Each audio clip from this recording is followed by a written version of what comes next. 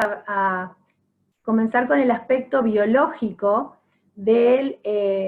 en cuanto al derecho a la vida del no nato, del no nacido, el aspecto biológico entonces para empezar justamente por este tema. Y tenemos dos preguntas entonces. ¿A qué edad comienza la vida? ¿Y a qué edad se le puede considerar un ser humano a este ser que se está gestando allí en el útero de esa mujer? Entonces, con la primera pregunta, ¿a qué edad comienza la vida o cuándo comienza la vida? En el libro de genética de Lagman, un libro de genética que se estudia en la materia en la Facultad de Medicina, dice que el desarrollo de un individuo comienza con la fecundación. La fecundación es el fenómeno por el cual el espermatozoide, como la mayoría sabemos y hemos estudiado, la fecundación entonces, cuando se une el espermatozoide y el óvulo, para dar entonces origen a un nuevo organismo, a un nuevo ser que es el cigoto. Eso lo dice, no lo dice alguien que es que defiende la vida por el hecho de defender la vida, sino es un libro de genética, dice eso. Y el cigoto, entonces, eso, lo que se forma en la fecundación, lo que resulta de las sucesivas divisiones, como vamos a ver más adelante, ya es un ser humano.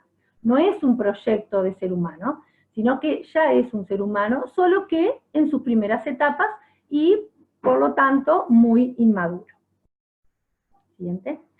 Entonces, esa primera célula, ese primer ser ahí, cuando ocurre la fecundación, es único e irrepetible, y por lo tanto diferente de sus progenitores. Si bien se formó con el espermatozoide, ¿no? La célula que aporta el papá y el óvulo, el ovocito que aporta la mamá, sin embargo cuando se unen no es como la mamá o como el papá, sino que es un ser totalmente diferente, y la información genética que contiene ese nuevo ser, el producto, ese cigoto, el producto de esa fecundación, se va a convertir en un ser humano adulto. Solo le falta ¿qué? Tiempo para madurar, para desarrollarse, pero no se va a convertir en otra cosa que no sea un ser humano. O sea, es un ser humano.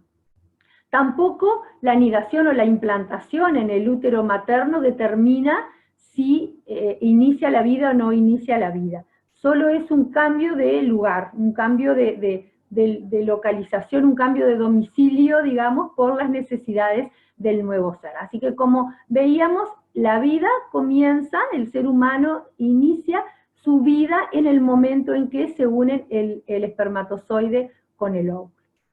Y ahí tenemos, como dice ahí, el apasionante mundo del desarrollo fetal, embrionario y fetal.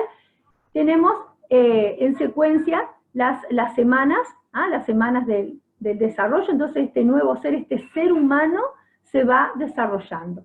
Decir que porque tiene 2 semanas o 3 semanas o 4 semanas no es un ser humano, es como decir, por ejemplo, que un prematuro, porque es chiquito, porque tiene la cabeza mucho más grande y porque no puede vivir fuera de la incubadora, no es un ser humano.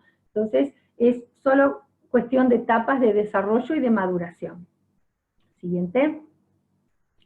En cuanto al desarrollo embrionario, entonces, en cuanto al desarrollo de este nuevo ser, cuando apenas unas pocas horas de que ocurrió la fecundación, se forma entonces esta nueva célula o cigoto que contiene 23 pares de cromosomas. A partir de ese momento, entonces, empieza toda una aventura, ¿no? Para este reciente, este novel ser, que tiene que multiplicarse y al mismo tiempo tiene que viajar al lugar donde vivirá, ¿no? A donde se alojará en el útero, por las 40 semanas de gestación hasta que completa entonces una gestación a término, obviamente si es que llega al término. 30 horas después de la fecundación, el cigoto consta de 2 células, o sea, se empieza a dividir. A las 40 horas no han pasado ni 2 días cuando ya son 4 células, y a las 72 horas ya se han dividido entre 12 y 16 células, para ver este desarrollo rápido que tiene este nuevo ser. La implantación, como llamamos, en la semana 4, cuando decimos semana 4, semana 6, estamos hablando de las semanas de gestación que en realidad no coinciden con las semanas de fecundación, porque si ustedes se acuerdan, cuando ocurre la fecundación, que es aproximadamente en la mitad del ciclo, ¿no? O sea, a las 2 semanas aproximadamente de la última menstruación. Ahí ocurriría la fecundación. Entonces, cuando hablamos de semana 4, en realidad estamos hablando que pasaron 2 semanas de la fecundación. En ese momento, aproximadamente, obviamente, ocurre la implantación, el milagro de la conexión entre el embrión y el útero. Cuando ese embrión entonces consigue esto tan importante, ¿no? Porque si no lo consigue, obviamente se produce un aborto espontáneo. Bueno, cuando consigue esa proeza que queda conectado a los vasos sanguíneos de su madre, entonces surge una membrana llamada corion, que días después se convertirá en la placenta, que será el órgano que va a alimentar a este nuevo ser. Un nuevo reto, ¿no?, se ha conseguido. El conjunto de células que de momento es el bebé, en realidad es un delicado embrión, ya está preparado entonces para poder recibir el alimento de parte de su mamá a través de los vasos sanguíneos, a través de la placenta. Después, también en la semana 4, ocurre la diferenciación en estas capas diferenciadas, que son el ectodermo, el mesodermo y el endodermo. La idea no es dar una clase de biología ni de medicina, sino para que vayamos viendo, para poder internalizar cómo es el desarrollo, o sea, que cada etapa que se va desarrollando tiene su razón de ser, y que justamente es cuestión de tiempo para que llegue a ser el bebé que después vemos nosotros, o el prematuro, ahora que cada vez se acepta, ¿verdad? Con menos semanas de gestación, los niños se aceptan en el CTI. Y de estas capas, el ectodermo, el mesodermo y el endodermo, van a surgir los distintos órganos para este niño. Perdón, la anterior. Del ectodermo entonces, el sistema nervioso central, la piel, el pelo, los ojos, las orejas, la nariz. Del mesodermo entonces, el esqueleto, todos los vasos sanguíneos, los órganos reproductores, como ovarios o testículos, la masa muscular. Y del endodermo entonces, todo el sistema gastrointestinal, como vemos ahí. Siguiente. En la semana, ¿sí? En la semana 5, entonces, es cuando en esta semana el crecimiento del embrión se acelera y aparece un primitivo corazón. Ese órgano tan importante es el primero que se va a formar, el primero que aparece. ¿Y esto por qué? Porque este embrión va a aumentar entonces en tamaño, en complejidad, y por supuesto necesita de este órgano, necesita del corazón para que pueda bombear sangre y llevar los nutrientes a los distintos órganos que sucesivamente se van a ir formando. Por eso es el primero en formarse. En la semana 6 se cierra el tubo neural. Esta etapa es muy importante. La indicación en nuestro país de ácido fólico tiene que ver con esto también. El cerebro, la médula se forman a partir del tubo neural, eso en la semana 6. En la semana 7 se forma la cabeza del bebé. Siguiente. En la 8ª semana, entonces, las vértebras crecen y rodean la médula, empiezan a formarse los genitales externos, ya sea varón o nena, y ha crecido de manera muy importante. Ahí ustedes tienen la fotito de cómo sería en esta etapa, y que puede llegar a medir entre 10 y 14 milímetros, y en esta etapa, a partir de ahora, deja de llamarse embrión y empezamos a hablar de lo que es el feto. Su cabeza es muy grande, como ven ahí en esa foto, en proporción al resto del cuerpo, y empiezan a aparecer los rasgos faciales, empiezan a esbozar entonces los ojos, que están situados a los lados se empiezan a acercar entre sí, la boca, una pequeña lengua, entonces empiezan los brotes de los futuros dientes, también una rudimentaria nariz. En esta semana tenemos todo el desarrollo de todos estos órganos, los brazos, las piernas se van alargando, y las palas, esas palas que vemos ahí en esa foto, es lo que después se va a transformar en las manos y en los pies. Así que todo este cuerpito se está desarrollando, ¿ah? Y entonces hasta los dedos se empiezan a marcar también en esta semana. En las semanas, entre las 9 y las 10 semanas, en la semana 9 se forma entonces entre ambas aurículas lo que se llama la comunicación interauricular o foramen oval, esta comunicación que es fundamental para el corazón y para el sistema circulatorio del feto, que es distinto a cómo tiene que funcionar después que nace y que empieza a respirar. Bueno, en esta etapa esto también es muy importante. En la semana 10, entonces, imagínense que en la semana 10 estamos hablando de que ya tiene articulaciones, codos, rodillas, muñecas, tobillos, los deditos de los pies y de las manos ya se han separado, el cerebro del feto crece en esta etapa, y todos los órganos ya están en su sitio, aunque por supuesto continúan su desarrollo, que le va a llevar meses o años incluso, porque en esta etapa de feto, en esta etapa fetal, faltan completarse y desarrollarse algunos órganos. Pero de hecho cuando el niño nace de término incluso, su sistema nervioso también le falta desarrollarse, falta todos los nervios, las vainas de mielina que se llaman, lo que rodea los nervios, también se desarrollan, o sea que el niño, esto es una etapa más del desarrollo de este niño, de este ser humano, que aún después de nacer, de salir del vientre de su mamá, va a tener que seguir madurando y desarrollándose. El corazón, el aparato circulatorio, ya han completado su formación en la semana 10 entonces. Muy bien, seguimos hablando de estos órganos, los pulmones, el hígado, también se desarrollan, el intestino delgado, los riñones. Esta es una etapa donde, como decíamos, los órganos se pueden identificar. El niño en esta semana se puede mover, ¿ah? Su sistema nervioso le permite moverse, ¿ah? Pero la mamá obviamente todavía no lo percibe a eso, porque la relación entre el tamaño del bebé y obviamente el tamaño de la mamá o de su útero no le permiten percibir aún esos movimientos que más adelante sí los va a percibir. Flexiona los bracitos, eso también en esa semana, y sus pequeñas piernitas. Y en la semana 11, el bebé ya mide unos 4 centímetros.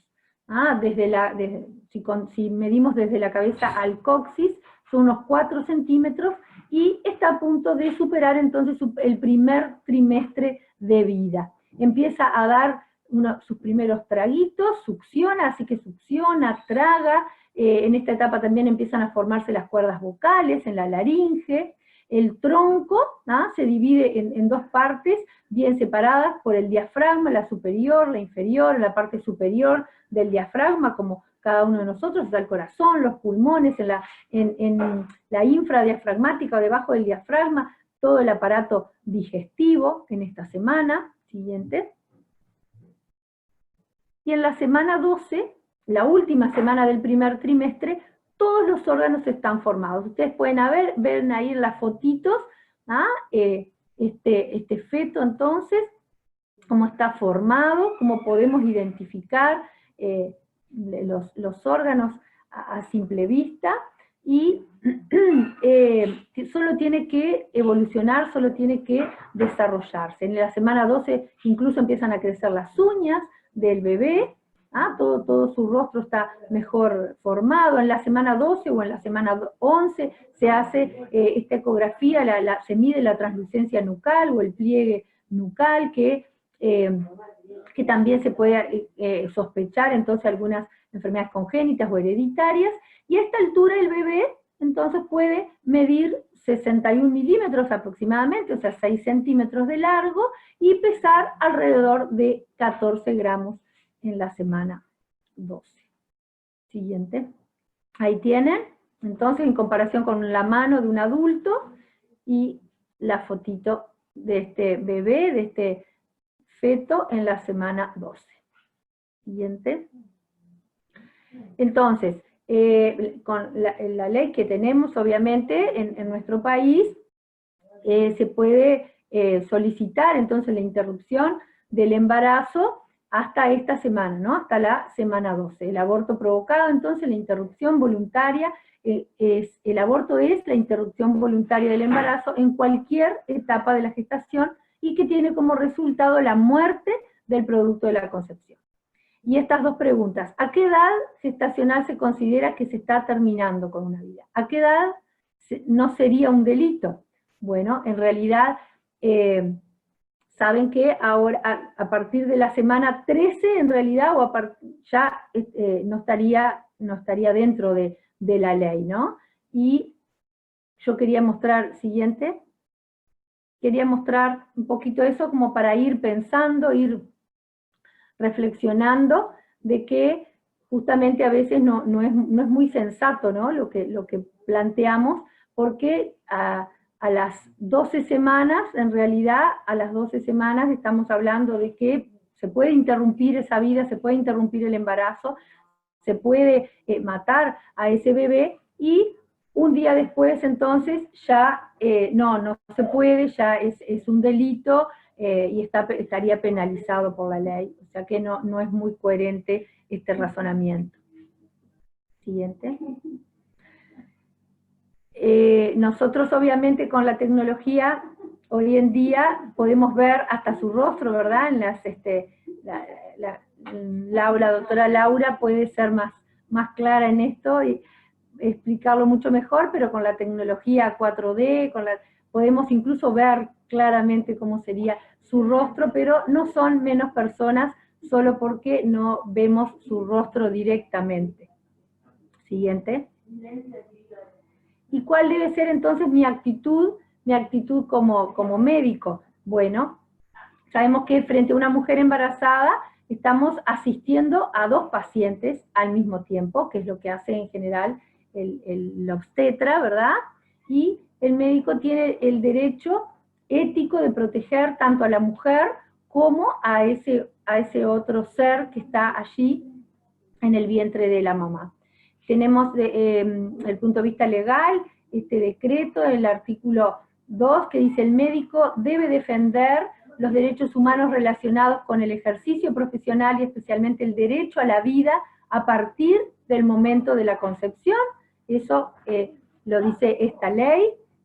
Y también en el Código de Ética Médica, en la ley 19.286, el artículo 3 dice: es deber del médico como profesional de la salud seguir los siguientes principios y valores fundamentales. A, respetar la vida, la dignidad, la autonomía y la libertad de cada ser humano, y procurar, no me deja ver, y procurar como fin el beneficio de su salud física, psíquica y social. Siguiente. Esto me pareció interesante pensarlo en cuanto al aborto, que del útero se puede sacar al bebé en 20 minutos, pero de la mente de una mujer no se lo puede sacar nunca. O la verdad que es para pensar. Y encontré esto de cuando, obviamente, de cuando hablábamos antes de la ley, y me pareció interesante cómo este animalito precioso, ¿no? El lince está protegido, y a veces vemos hasta campañas, ¿verdad?, a favor de la defensa de los animales y los derechos de los animales, incluso hasta manifestaciones. Y este niño acá pregunta: ¿y yo? Protege mi vida. Siguiente. Y dice: Una joven esposa embarazada ha sido hospitalizada por un simple ataque de apendicitis. Los doctores tuvieron que aplicar hielo a su estómago y cuando los tratamientos terminaron, los doctores sugirieron que ella abortara al bebé. Le dijeron que era la mejor solución porque el bebé nacería con discapacidad. Pero la valiente y joven esposa decidió no abortar y el niño nació. Esa mujer era mi madre y yo era ese bebé, dice Andrea Bocelli. Es un ejemplo de varios, ¿verdad? De varios ejemplos que, que tenemos de una mujer, de una madre que ante distintas circunstancias tomó la decisión de seguir con su embarazo, de proteger la vida, de defender la vida. Gracias. Bien, ahora sigue Laura Rubano, la doctora Rubano.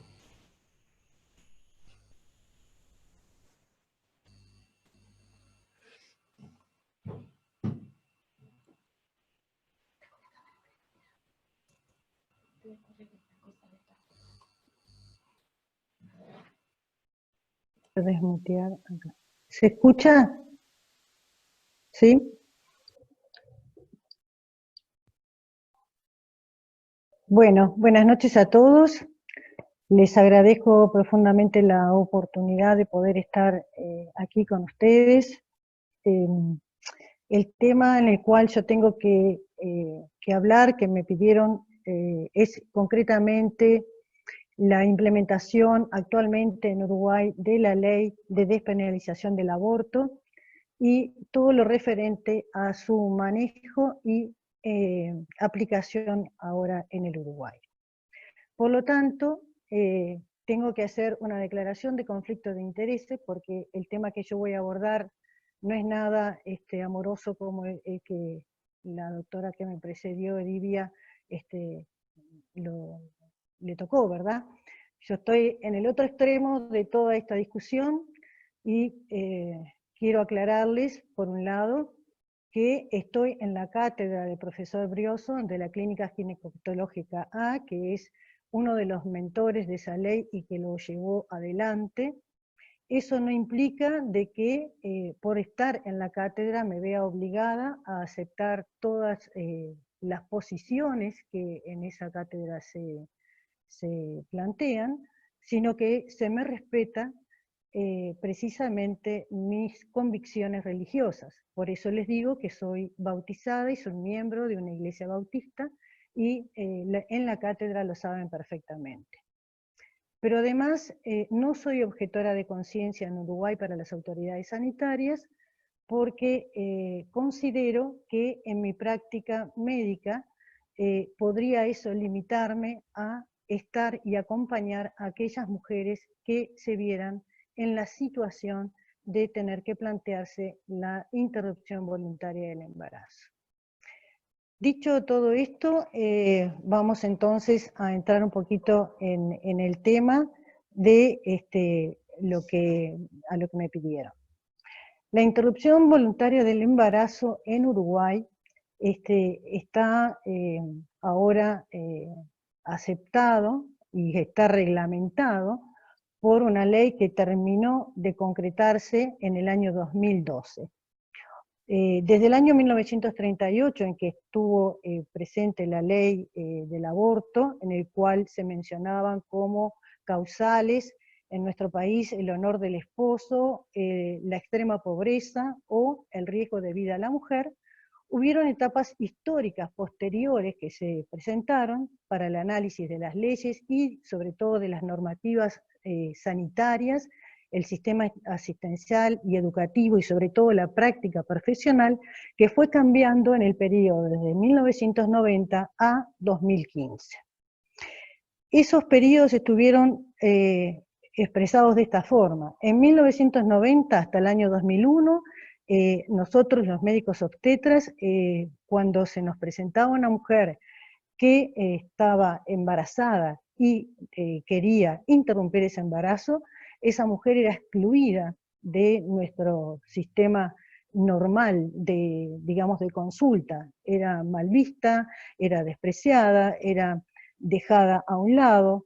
realmente no era tratada en forma respetuosa. Independientemente de lo que uno pensara, lo que se terminaba haciendo era juzgando a esa señora, llamando a la policía para hacer la denuncia y dejándola un poco aislada de lo que es el sistema sanitario. En el año 2001 al 2012 hubo un periodo de implementación progresivo de un modelo de reducción de daños, que ya después voy a explicar, y se concreta en el año 2012, donde se implementa la ley de despenalización con determinadas consideraciones que algunas ya las mencionó Edilia. La próxima, por favor. Acá, perdón, es esto. Tenemos que entonces se establece el límite de las 12 semanas para la interrupción voluntaria del embarazo. Ahora voy a explicar por qué ese límite de semanas.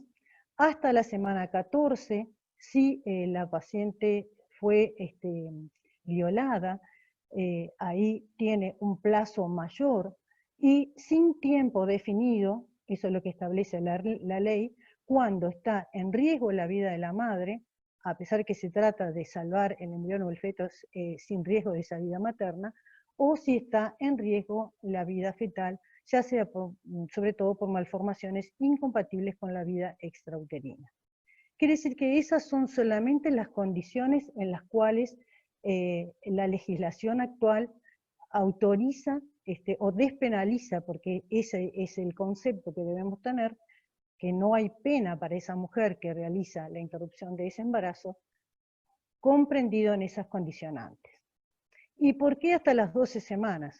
Bueno, estos son conceptos muy discutidos a nivel de la grey médica, son conceptos que tocan ya la bioética y se refieren principalmente a lo que distingue a un ser humano, que es el sistema nervioso, la corteza cerebral y las conexiones que existen.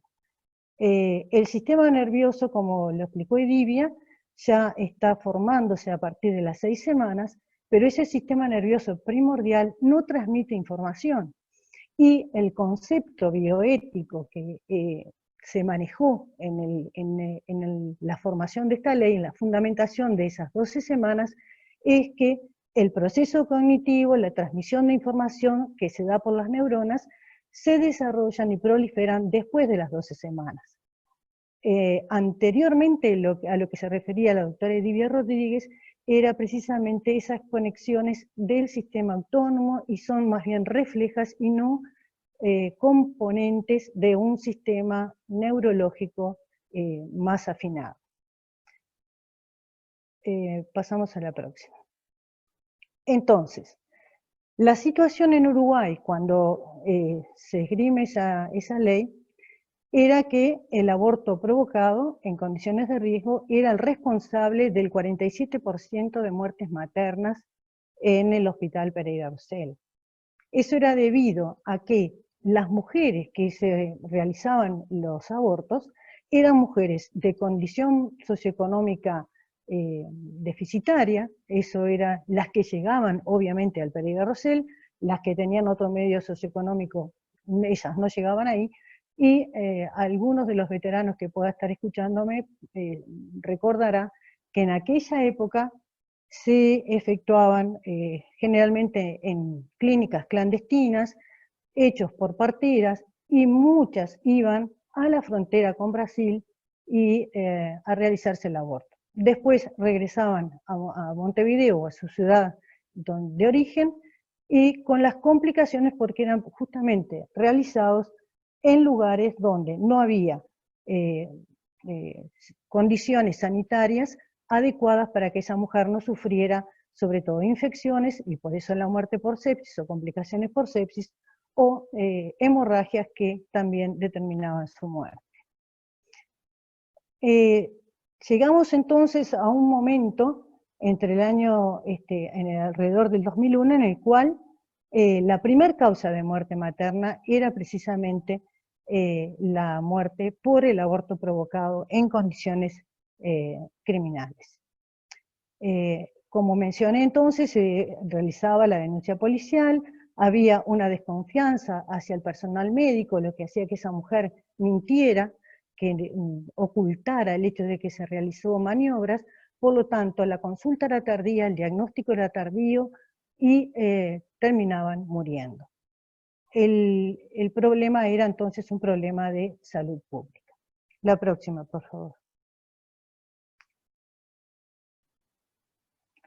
Ahí entonces es cuando surge Iniciativas Sanitarias, que es un grupo de profesionales que presentaron una estrategia justamente para reducir el riesgo y el daño, que era justamente la mortalidad materna. El objetivo también era disminuir la morbimortalidad, o sea, todas las secuelas que podrían dejar el acceso a hacerse un aborto en condiciones de riesgo. También disminuir la necesidad de que las mujeres recurrieran a ese aborto voluntario.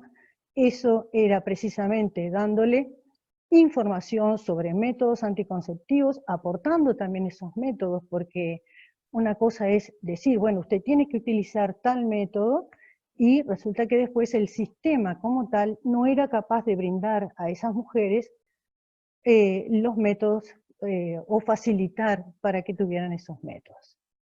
No solamente con respecto al método anticonceptivo, el hecho de cómo aplicarlos, o sea, educación, información, y respetando también la autonomía y la confidencialidad o intimidad que requería esa persona para hablar de estos temas. La próxima, por favor. Entonces, en el sistema de iniciativas sanitarias lo que se hace es una consulta que está conformada por 4 pasos.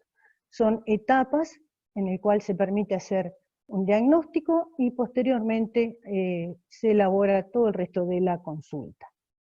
Primero, en la primera consulta, que eso lo puede realizar cualquier médico, esté o no esté, sea o no sea objetor, se hará entonces el diagnóstico de embarazo, porque a veces tienen la sospecha de estar embarazadas, pero en realidad no es un embarazo, es un problema hormonal, o puede ser de otra índole. Posteriormente, esa mujer, o en esa consulta también, si puede plantear la voluntad de interrupción, pasa después a una segunda etapa en la cual, confirmado ese diagnóstico, se hará la interconsulta con un equipo interdisciplinario que está conformado por psicólogos, por el obstetra y por un asistente social. En otra etapa, cuando ya la mujer está realmente decidida, se administrará la medicación, que ahí, por supuesto, es la etapa en la cual no hay que ser un médico objetor. En la cátedra donde yo estoy, en las situaciones... ¿Estamos tratando eso? ¿Cómo, perdón? ¿Cómo? Ah, bueno, no se nos obliga en absoluto a los médicos que no estamos de acuerdo, no se nos obliga en ningún momento a administrar la medicación. Eso lo hacen otro equipo técnico. Y después se hará la evaluación post-interrupción. La próxima, por favor.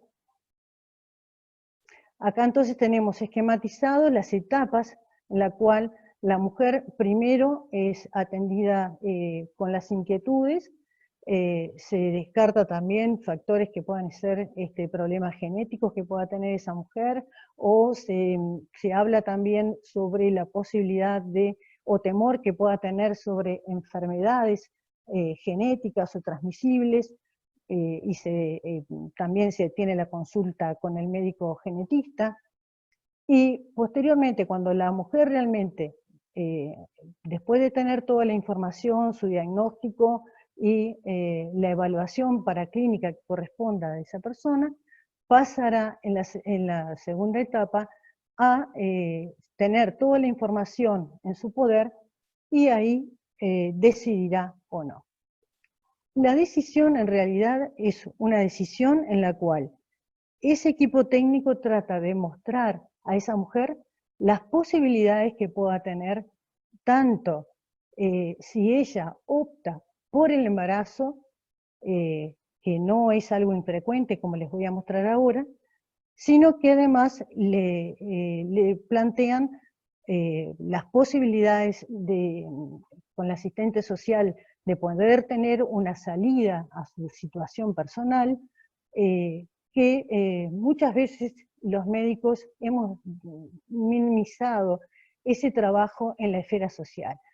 Es realmente muy interesante todas las posibilidades que pueden hacer las trabajadoras sociales en nuestro país con las distintas redes sociales de trabajo, y cómo esas mujeres muchas veces encuentran en ellas el respaldo y el apoyo para poder tomar una decisión que era totalmente contraria a lo que ellas podían pensar al inicio.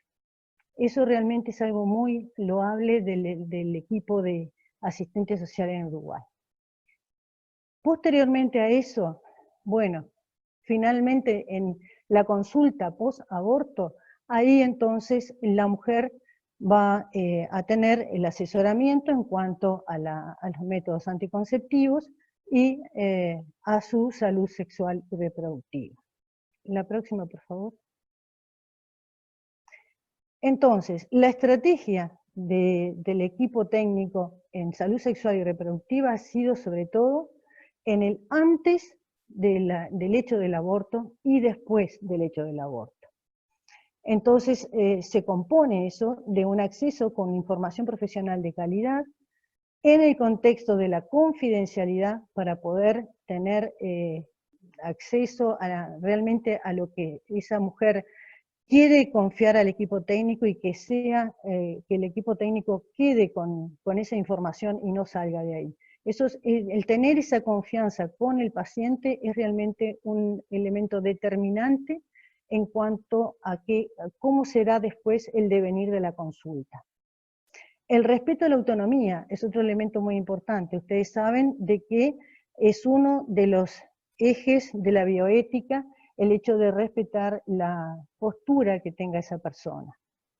Y sobre todo disminuir los riesgos y daños asociados a la práctica del aborto en condiciones de riesgo. La próxima, por favor.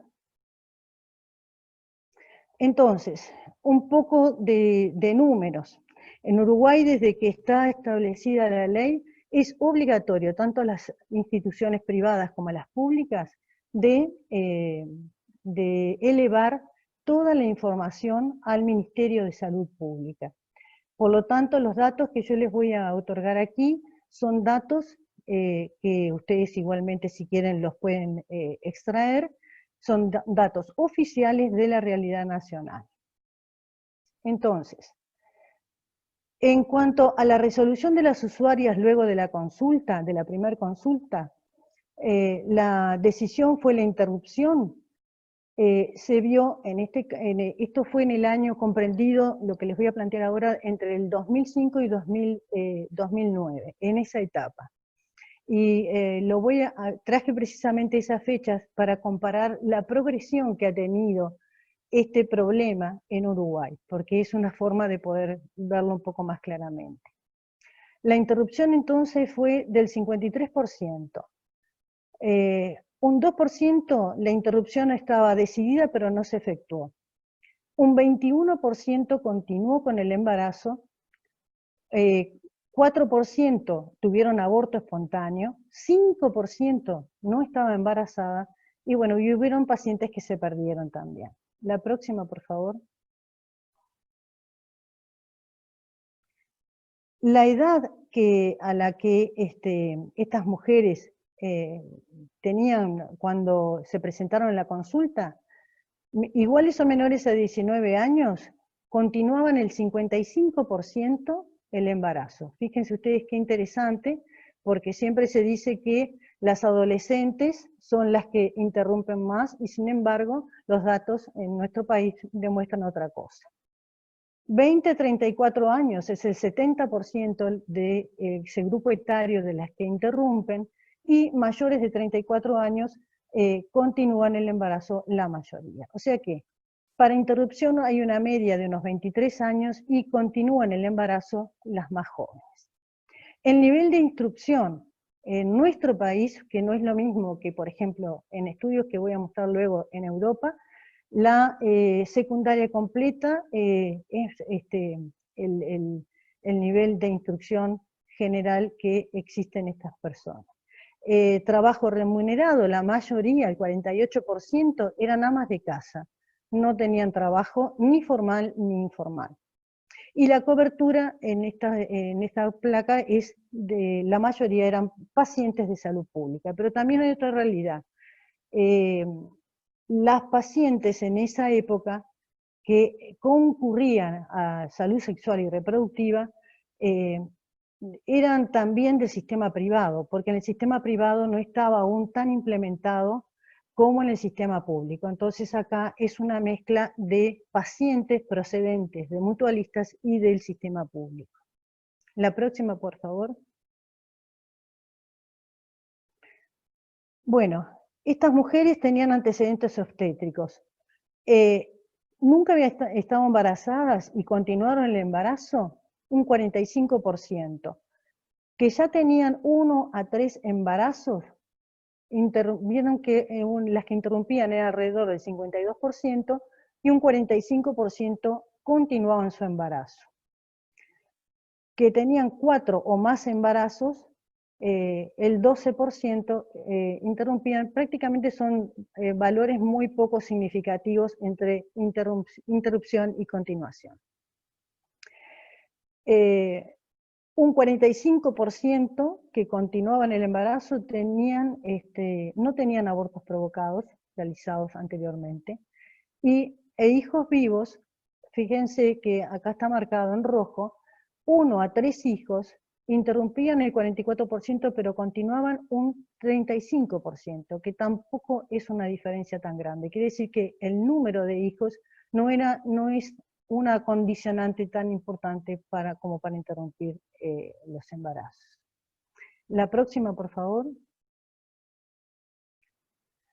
En cuanto a la edad gestacional, interrumpían la mayoría antes de alrededor de las 8 semanas y continuaban a mayor edad gestacional en cuanto a pasar el tiempo en la decisión, esas personas continuaban su embarazo. La próxima. El principal motivo de interrupción, que esto nos interesa mucho a todos, ¿verdad? Siempre se ha dicho que el proyecto de vida es lo que más incide, sobre todo en la mujer joven. Y sin embargo, la estadística del Ministerio de Salud Pública dice cosas contrarias. Dice que es lo económico lo que tiene más peso para la interrupción en nuestro país del embarazo. Otros elementos, sin pareja, a pesar de no tener pareja, fíjense que un 4% interrumpe y un 5% continúan el embarazo. Realmente no tiene mucha significancia, pero sí fíjense en el último ítem, en el cual muestra que el 20%, a pesar de tener una mala historia obstétrica, o sea, antecedentes obstétricos o de embarazos en los cuales no hayan tenido éxito esos embarazos, o problemáticas familiares o situaciones de pareja, sin embargo, esas mujeres continuaban el embarazo. Y esto también es una diferencia con respecto a los países europeos. Ellos tienen otros números con respecto a esto. La próxima, por favor. En cuanto a la percepción del nivel de decisión cuando esa mujer llega al consultorio, en estos datos nos muestra que el 90% estaba totalmente decidida, tenían dudas un 6% y deseaba continuar con el embarazo y lo continuó un 15%. Adelante, por favor, la próxima. Bueno, otro dato importante. Estas mujeres, ¿profesaban alguna religión? Fíjense ustedes que aquí nos muestra que un 58% no profesaban religión, pero un 41% sí manifestaban que profesaban una religión. Esto es un elemento que también nos hace ver qué es lo que está pasando en las iglesias, ¿verdad? Con las mujeres que participan de nuestras congregaciones. que realmente es algo que nosotros no hemos investigado. Adelante, la próxima, por favor. En cuanto al personal médico, enfermeras, nurses, trabajadoras sociales y administrativas, también se le hizo la misma pregunta. No profesaban religión un 58% y sí un 41%. La próxima, por favor. Entonces, dentro de las que continúan el embarazo, el mayor porcentaje mostró las cifras del ministerio, que son las adolescentes, aún con factores de mayor vulnerabilidad social, económica y educacional. Sobre la consulta y la decisión final, están en la situación de un embarazo no deseado, no aceptado, llegan acá cuando pusimos esto de sin postura definida, porque en realidad en los estudios posteriores, las gráficas posteriores mostraron que llegan con miedos, con dudas a la consulta, a diferencia de lo que pasaba en los primeros años en el cual la mujer ya estaba más decidida, ya venía con un periodo de reflexión previo. Esto yo creo que es un punto muy importante para nosotros, para plantear todas las opciones posibles para estas mujeres. La próxima, por favor. Entonces, vean ahora en las cifras que el Ministerio nos muestra de febrero del 2020. Los casos que presentan según el grupo etario, vemos que en realidad ha ido descendiendo el porcentaje interanual de la realización del aborto. Que eso es una cosa muy importante, porque uno puede pensar, bueno, a partir de esta ley que no hay tanta sanción a nivel social, las mujeres pueden utilizar este método más fácilmente, tienen más acceso, no están sancionadas por sus pares tampoco, y podría ser un elemento en el cual se utilice más esta metodología para evadirse de un embarazo, y sin embargo, las cifras muestran que fueron disminuyendo, y no se ha encontrado todavía la razón. En el año 2018 un aumento, fíjense, el 1.1 fue del 2017 y se pasó a 5.5, que en el último año, en 2019, fue un valor negativo, o sea que felizmente disminuyó. La próxima, por favor. Llegamos entonces a la consulta posaborto, el otro polo del problema. Entonces, se debe en esa consulta preguntar el método que esa mujer eligió, las condiciones en lo que se realizó, porque el hecho de que vaya a la consulta en la previa no quiere decir de que haya utilizado un método que se le puede haber sugerido como el de menor riesgo, como puede ser la pastilla de misoprostol o mifepristone. Hay que evaluarla clínicamente cómo es la evolución de ese aborto, si ha tenido complicaciones en cuanto a sangrado, dolor, infección, detectar esas complicaciones, evaluar e identificar el riesgo del aborto efectuado, y evaluar las repercusiones psicoafectivas y el método anticonceptivo. Evaluar las repercusiones psicoafectivas es algo muy importante dentro de la consulta posaborto, y que por supuesto es ese mismo equipo que hizo las consultas preaborto que está trabajando. La próxima, por favor. Entonces, ¿qué es lo que resulta en Uruguay? Voy a hablar ahora de la vivencia en relación a la experiencia del aborto. Responden las señoras que inmediatamente sienten un alivio por la presión y la dificultad en cuanto a la resolución de la situación.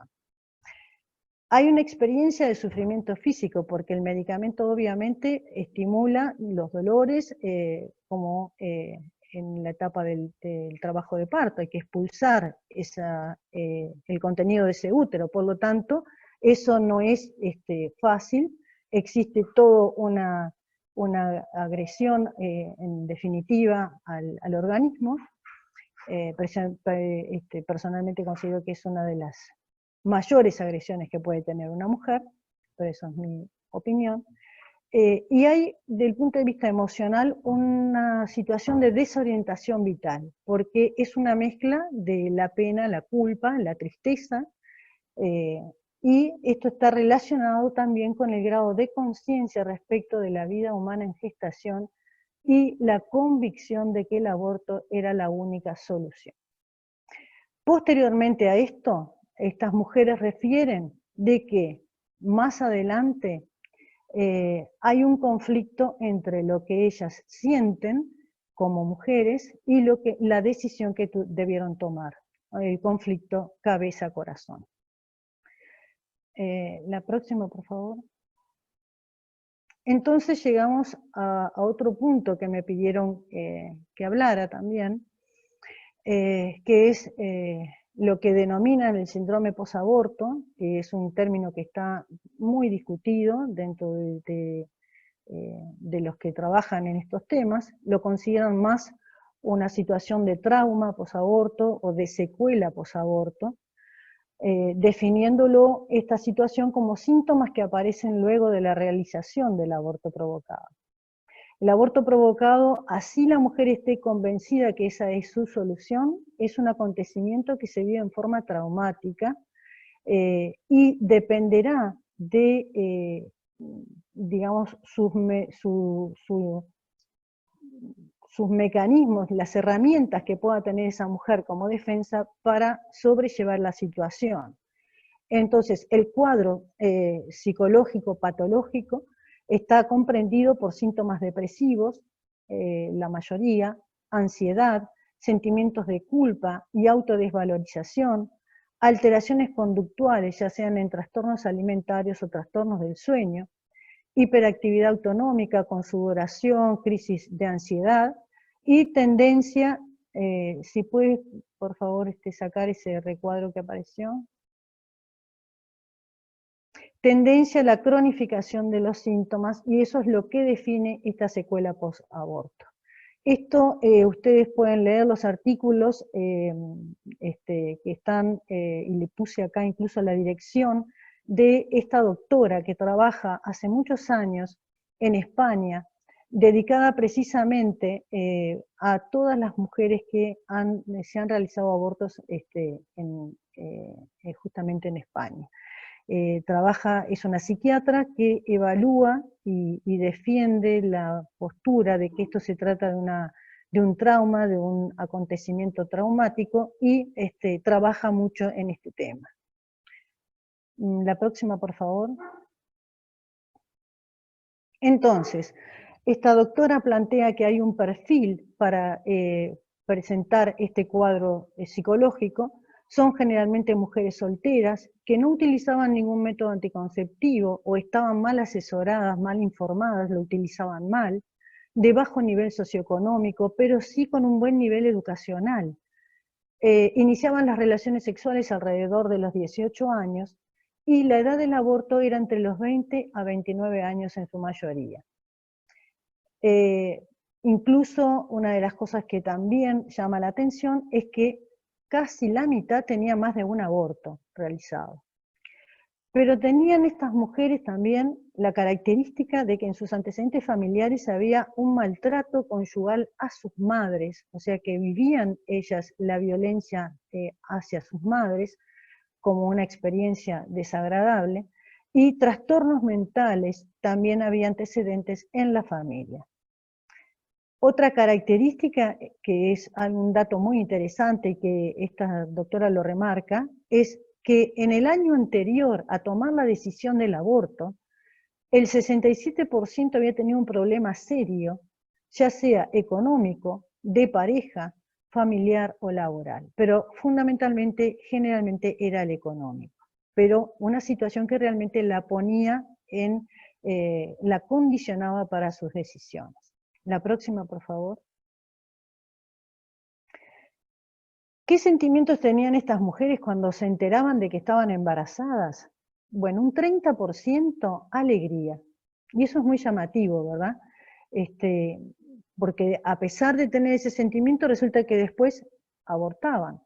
Preocupación un 69%, angustia e indiferencia también eran los sentimientos que predominaban, 65% angustia.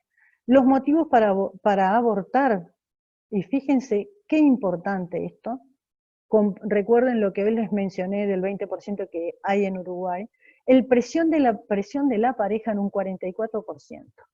Es el factor más importante en el caso de estas mujeres, para hacer después todo este otro proceso traumático.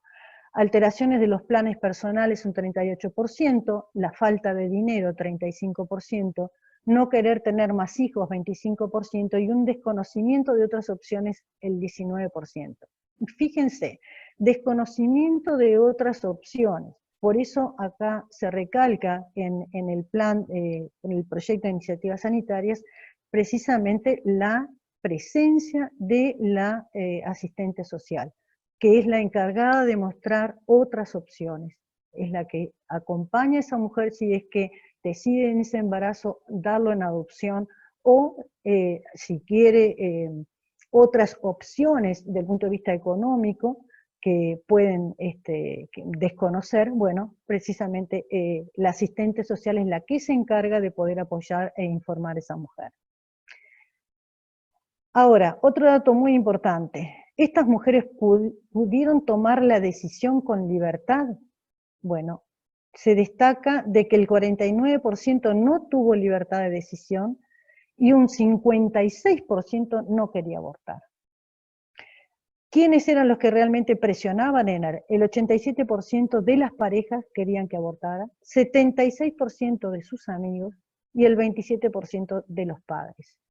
Esto nos da también otra imagen de la que uno puede tener con respecto, estos son datos concretos de mujeres que transitaron por estas situaciones.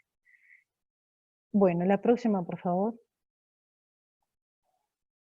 Entonces, ¿qué conclusiones podemos sacar de estos datos? Que son mujeres jóvenes, solteras, de bajo nivel socioeconómico, sin educación sexual adecuada, con malos antecedentes familiares, violencia, enfermedades psíquicas, miedo a las malformaciones, malos antecedentes personales psicológicos, con sentimientos de ambivalencia, con falta de apoyo de pareja, presión a realizar el aborto, falta de libertad de decisión. O sea que, ¿por qué estoy resaltando todos estos elementos? Bueno, es importante, podemos prever situaciones de este tipo, sabiendo que una mujer con estas características podría ser susceptible a presentar después ese otro problema. La próxima, por favor. Entonces, el IVE no es un método anticonceptivo, primera cosa, y eso también el equipo de salud sexual y reproductiva lo tiene como dentro de su compromiso. Es una causa prevalente, como causa prevalente a realizar el aborto, se presentó en todos estos datos que hemos visto, la económica.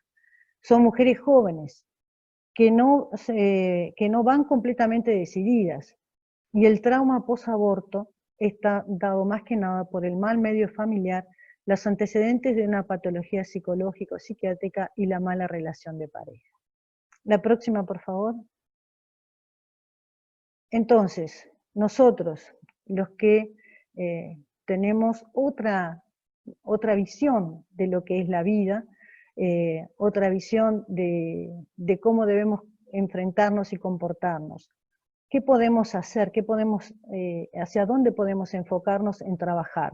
Bueno, en la educación sexual, en estimular a los jóvenes a formarse y a las autoridades nacionales a encontrar salidas laborales concretas para esos jóvenes, en investigar cuál es la situación real de las chicas, de las mujeres en nuestras iglesias, estar atento a las condiciones familiares de violencia y de vínculos tóxicos entre los jóvenes, en el área sanitaria como médicos acompañar a esas mujeres que transitan o transitaron esta situación para mostrarles lo que nosotros podemos mostrar precisamente, esa luz de esperanza que muchas veces por estar sumergidas en un problema no es posible ver.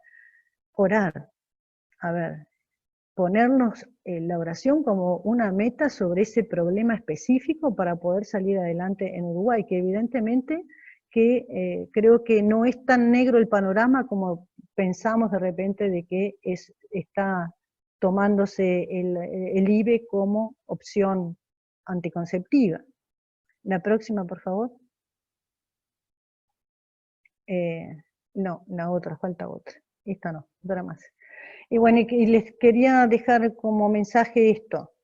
Dios nos promete en Isaías 42:16, guiaré a los ciegos por rutas que ignoran, los encaminaré por sendas desconocidas, convertiré a su paso la tiniebla en luz y transformaré lo escabroso en llanuras. Todo esto lo haré. Quiere decir que nosotros debemos acompañar, tenemos que trabajar, pero Él nos va a allanar todo para que sea posible que estas mujeres encuentren otra salida. Bueno, muchas gracias.